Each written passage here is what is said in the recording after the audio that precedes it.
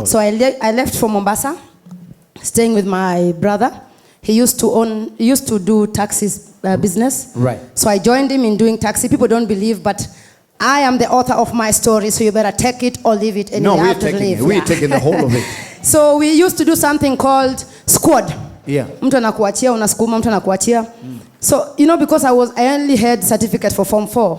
So I thought, maybe let me become a matatu driver because that is where people will give me sympathy votes. Yeah. Dem mwenye anaendesha matatu, kawaida watu watakuhurumia. Yeah. So I went for driving school in Rocky. Rocky? Yeah, Rocky. An association of Rocky. Yes. Yeah, I know that one. During this time, I'd learned to prepare this soap. Yeah. The liquid soap. Are we running out of time? No, we're fine. Okay. It's what do you mind? I don't like inconveniencing people. Yeah. Are you okay? Do I get a big stool or you're fine? I've got better legs than yours. I can stand for 20 hours. So I learned how to prepare this soap. Yeah. I can remember I used to hawk this soap up to Karen. Yeah. Ile kujitengenezea mkorogo. Inaharibu mtu mkono. Tunavaa gloves. Unajua kama una shida, hata hiyo urembo uangalie. Kama una shida unaangalia kwanza pesa, urembo baadaye. So I used to hawk this soap. I had a target of at least 2,000 per day. I would prepare like 40 liters, take it to the hotels, hawk them. At one point, I also got a job at Lenana Conference Center. Yeah. I was working as a receptionist. Yeah, so many things happened. Yeah, so when I went down to Mombasa, I still had this knowledge. I'm a fighting woman. I'm a go-getter. So with this taxi driver, the Wazungu used to ask me, "You are so beautiful." I didn't even know I was beautiful. Yeah. I tried whitening cream, by the way. Thank God I did not do the one. You know the one? Yeah. I tried and I was looking fine. But when I took out my clothes, I was looking like Coca-Cola and Fanta because, behind there, the meat is too fat. Yeah. I sikiangi dawa. I didn't like it. That is because I didn't have confidence within myself. I didn't believe in myself. So, nobody was there to remind me that I was beautiful. Yeah, you're beautiful. Men remind your spouse that she's beautiful. Just keep on telling her if she put on a dress that you don't like, don't go like umevaa nini?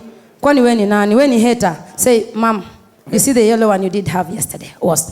But hata isi mbaya. Atashika, atanyita. So when I started this business, I used to dance with Limpopo International. Wangapi wamecheza Musa Juma? Napenda kama kesho. Nilikuwa na dance nilikuwa naomba Musa Juma nipate nafasi ni dance na hao madancers wake. Right. At no fee, because nilikuwa nafuata hao watu. I was their number one fan. Paka walini nickname Kisumu, Nairobi, Mombasa. Pesa ya mboga. Nilikuwa nafinya. Kwa sababu sikuwa na pesa ya kutosha, nilikuwa na dance kwa club paka wasali wanafunga. Naangalia nje kumekucha, alafu naondoka naenda zangu. Because I had to take care of myself. Because kama ningekuwa nafanya uchorochocho hizi, ningekuwa nishaenda kitambo sana. That's true. Yeah. So during this time, there's some visitors had come from Holland. They saw me on stage. They were like, "Can we talk to this girl?" Then they asked me, "Can you come to Holland for a private show, a party?" It was a birthday for one of those, I say, "Why not?" So they organized for me a visa, and then they invited me to Holland. Ngoja uone mjalio ndani ya ndege. Nani. Nilibeba slippers. Ngoja nitandike mkeka sasa. Nikabeba slippers, towel, nilienda na sanduku. Kuingia kwa ndege, I didn't want to believe it. Kwa nashika ndege hivi. I could not believe. I was like, "Is it me?" Nikiangalia hivi naona kichwa nyeupe. Wacha siku hizi wa Afrika wametawala ndege. Vichwa nyeupe paka huko mwisho. Kufika Holland. Tumeshuka kitu saa 2. Naona ni mchana. Nikasema, "Now God, this is the beginning of my life." And that was the turning point in my life. They paid me 300,000 shillings. I never had an account. I always wanted to be a taxi driver. So when I came back with the money, I said, "I'm going to buy a car." Unajua mimi ni Mjaluo. So I bought my KAT 516F B14 in Nairobi. Toyota. Nissan. I bought it at 250, kept the 50 for my pocket. My kids were suffering down in Awendo, and my daughter kept on calling me. My daughter told me, "Mom," because their father took them to their mother. Men now. Yeah. When the mother is away, the babies can jipanga. Yeah. So my daughter told me, "Mom, if you can't pick me today, I don't think you'll ever see me again." So I called my brother and said, "Look, I'm sending you some money. Go fetch my kids for me. put them in the next flight. Ilikuwa ni sijui ni 540 matatu nyingine ilikuwa nakimbia the name of ndege. Wakati huo waliweka watoto wangu kwa ndege na yebo. Yebo. Yeah, they came down to Mombasa. I had a car. I rented a house 15,000 sikuanza na chini. I had a 6x6. Hiyo ni ujaluo inakusumbua. Hiyo ujaluo 15,000. Yeah, sitaki kujua. So we were sleeping with 15,000 umetumia 15 kwa nyumba, utalipa aje hiyo nyingine? Nikienda nilikuwa nimerokota. Sasa nijua nikirudi lazima niishi na watoto wangu. So I was sleeping with my kids. I have a bed. When you visit me in my retirement home in Rongo, I have a souvenir. It was a 6x6. We were sleeping there, the 4 of us. We were very comfortable. The big one would take care of their sisters as I got to work. During the day, I used to manufacture soap. After I built my first house, I wish Patricia was alive. Patricia, agents, how many agents are here? Please don't you ever throw a woman with children outside the house because of rent. You might not know the kind of shoes other people are putting on. Be patient. Pesa ni karatasi tu. Money is just a piece of paper. So this time round, ilikuwa ni disaster. Umewahi kuangukiwa na shida na gunia? Kuna siku mashida zimekufuata ni kama wewe ndio uliamkiwa na shetani. I went to work. My car broke down.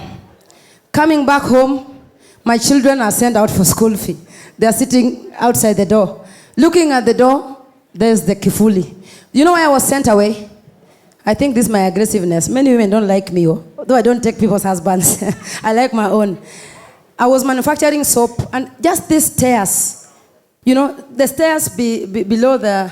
Nobody is using this space. So my house was small. I used to store my 20 liter, 30 liters under these stairs because it was a free space. They manufactured one. You know, I had a factory in my house. So I manufacture them during the day and hide them there to cool. So that when you go to sell, you have something quality.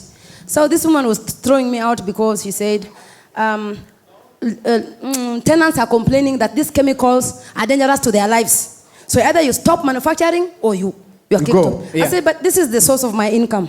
She was not comfortable with me. She was not patient. She threw me out. I went to the school and told the teacher, please don't send my children out of school. Tomorrow when the bank opens, I'll go withdraw money. He said, no, you don't have to wait for the bank to open. Unajua nilikuwa ni uongo. Hakuwa na pesa. But nilikuwa lazima nitafute. Then she said, you just go to the wall and withdraw money and bring. It was only 9,000. And my kids were sent for the 9,000. So hizi shida zilikuja. There's one lady lives here in Nairobi. I cherish her. Her name is Esther. I called her, say, Esther, gari imeharibika, tumefungiwa nyumba, watoto wako nyumbani. She said, she was single. Single women are not comfortable with people with baggages. I said, please. She said, Esther, come. She accommodated me with my 3 kids in her house for 1 week. I used to go my taxi thing. Esther would drop my kids in school, pick them up, and cook for them. Esther, God bless you. So, where is Esther? She's somewhere in Nairobi. Yeah. So that's my humble beginning. I met a Swiss guy. She invited me to Europe. You know why I hate when people say, you wasted my time? There's nobody who wasted your time in the name of a man. If you're in a relationship and it's not working, drop it. Because you walk into a relationship with an intention. You know, I was turning 20-something and I was dying for a husband. I had 3 kids. Then I met a man who didn't want a wife. He wanted a child. So you see, we are 2 different people in one relationship. So when he met me, we had a baby. He didn't want this baby now. He didn't want me. He wanted the baby. So he threw me out of Switzerland, 9 months pregnant. At the airport, I lied. I said, the pregnancy is 5 months. It was actually 2 weeks to go. So when I came back, I told him, now give me money to go back to Kenya and survive. So he gave me 10,000 francs. But I said, if I spend this money, that's around 1 then million. I'm done. Yeah, around Kenya 1 million. So when I came back to Kenya, I shopped from one hospital to the other. They're asking for 300. I said, just for pushing this thing out, you're asking for 300? Hey. No. Akothee? No. I've done one on the streets. Yeah. You want to invest on this one? Ngoja ujione. No. Ngoja ujione. Akothee, on your mark, set, go! Pesa hiyo ingine. So I went to Jocham. Dr. Charia charged me 12,000. Actually, for VIP, I paid 22. So you know what I did with the rest of the money? I went and bought my second car. Now I was collecting the fruits. Ujaluo inakumaliza hii. Sasa ziko ngapi? 2. Because I was calculating, like, if I give birth today, and maybe I'm paralyzed or cesarean, all those complications that come with birth, or I'm dead, what will happen to my kids? The rest of the money, I paid my rent for 1 year. So that in case I die, my kids will not be thrown out, as relatives are still sorting out how to gather them to go and babysit somewhere, you know. Yeah. And so I was calculating that these 2 taxis, when I give them out, one will bring me 30,000, another one. So at the end of the month, I have 60K. Sema akili. Akili, nice. So that's how my humble beginning was. Then when I gave birth to this boy, such a handsome boy who came with a lot of gifts in his hands. He was rejected, but he opened my eyes. Then one day my friend told me, can we go? There's some French ship that has landed. They need more taxis. I said, I'm breastfeeding, maziwa na magika. Twende! Said, okay, you're a strong woman. Akothee ndio huyu. Dress sexy. Aish. Go for it, mama. Na maziwa? Iko. So, you know, let me tell you, ladies, if you don't know, the first thing when you meet a man, sing about your children and your past relationship, you will get him here. Lakini ukisema, mimi sina watoto, una watoto na matiti chapati. Slippers. Be proud of yourself. Walk and say, you know what? Hey. I am a mother and I'm proud. With that, you will go like, this one is a unique one. So I didn't even know the guy I'm carrying is speaking Swahili. So, najua wanawake wanapenda kusengenya. So nilikuwa nasengenya na rafiki yangu. Nasema, me right now to get married to anybody, I just want a man who is 50 and above. Babu. Yani babu ile hata afadhali niwe na beba kutoka hapa napeleka. Mwenye ataamini I'm the most beautiful woman, because I thought I was desperate. You know? It was not coming, but I was too fast for God. Yeah. So the guy I was carrying in my car was wondering the kind of a lady I was. So we went, took them out, then people were drinking, and then saa ya kunyonyesha ikafika, maziwa inaanza kumagika. So he asked me, aibu nayo? Aibu? No, ninatengeneza vizuri. Aniuliza, why are you? I said, you know what? I have a company with 4 employees. And these employees, they need shelter, food, attention, school fee, and everything. So he got curious. Then after that, he said, you know what? I would like to meet your family. I dropped him into the hotel. Then he gave me like $500. He told me, tomorrow is a weekend. Take your children for the weekend. So when he went back to Djibouti, he's a diplomat. Sema ushamba nayo. Ushamba. He sent me an email and said, I am the guy who was with you on such and such a date. Kindly send me your account details. Like, okay. Wacha uone. So that was my humble beginning. He invited me to Djibouti, and that was the man who changed my life. I respect this man big time. He gave us a roof over our heads. He changed the life of my children. He wiped my tears. I never cried again. But let me tell you what? I changed my life myself. I saw the opportunity. I grabbed it. And you are not letting go.